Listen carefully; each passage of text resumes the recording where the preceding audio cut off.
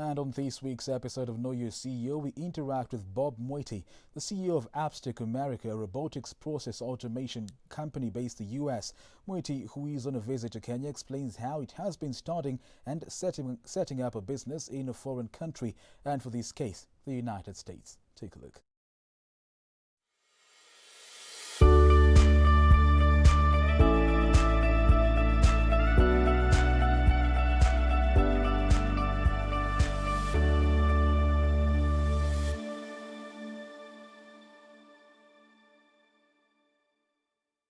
Ever want to know how a CEO sees his world? And here's how. Apart from running an organization and strategizing, their key role is to ensure there is money in the bank.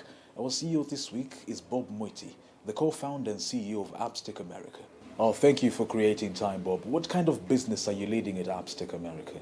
We are an IT consulting firm, and we do help mostly African immigrants to find job opportunities in the US, especially in the IT sector, and also find higher education opportunities over there in the US. What motivated you to start this company? Before, I used to work as an IT consultant, and I used to implement a very complex system called Oracle EBS for big, Fortune 500 companies in the US. But I realized that, even with the kind of salary that I was getting, I could not see myself going very, very far. And I decided, let me just do my own thing. And so I worked as an IT consultant for about 5 years, and then after that, then I started my own organization. Bob, please describe to us your journey to America from Kenya. I went to the US in 2009, and I went there as a master's student. So I went to a school called Indiana University of Pennsylvania, where I graduated with an MBA in professional accountancy. And before then, I was a student at Strathmore University. I had a BCom degree in finance and accounting. Yeah, and I happened to get a visa after struggling for so many years trying to get one. So I went there to study. Your studying experience in the US. Uh-huh. Can you paint to us a brief picture of that experience?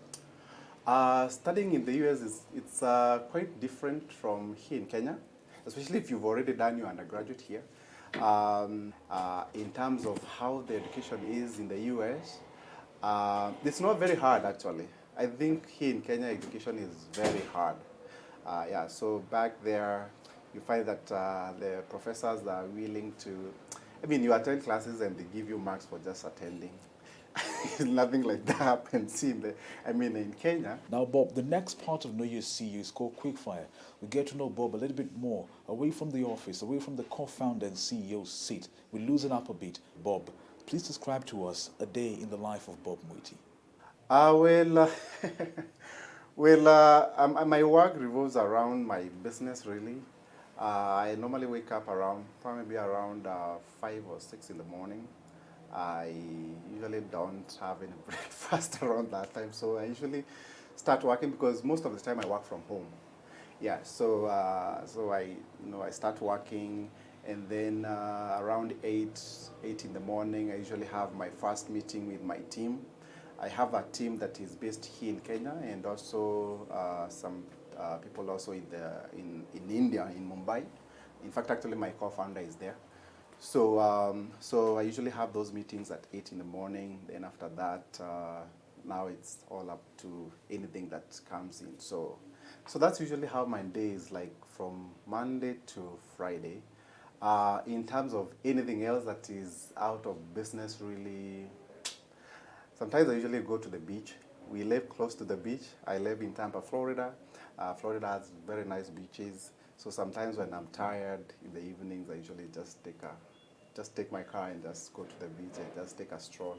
What is that one Kenyan thing that you have in your home? Actually, my car. The number plates, I have Hakuna Matata on the plates, yeah, and the flag. So I'm very patriotic. This is a funny one, Bob. Many people ask, when a Kenyan goes to India or China, they don't come back with an accent. But when they go to the United States, they come back with an accent.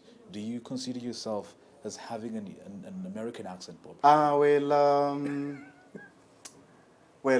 heard this a million times. And I still see me a Meru. So Merus, wherever you go, no matter where you go, you still remain with the Meru accent. And I don't think I've changed much. I think I have a little bit, but it's because you see when you're dealing on a day-to-day basis with the Americans themselves, sometimes you talk and they may not know what exactly you are talking about, like right. So you have to like twist your tongue for them to actually understand you, and that's where you find You us. get used to it. Yeah, find us having that Kaliro accent. As we wind up, what advice do you have for the millions of Kenyan youth who would want to venture into the States? So what I can tell anybody out there who really want to go to the US, just make sure that you have all the information. Try to do programs also that can give you a longer time for you to find work. For example, if you take up a STEM program, STEM basically means science, technology, engineering, mathematics. That program will potentially give you 3 years of post-graduation work authorization, which is a big deal. I mean, that gives you enough time for you to figure out how to get those long-term work papers. Thank you, Bob. I'd like you to sign out for us. That's your camera over there. Tell the audience watching back home that the conversation on Know Your CEO continues next Monday. The conversation on Know Your CEO continues next Monday.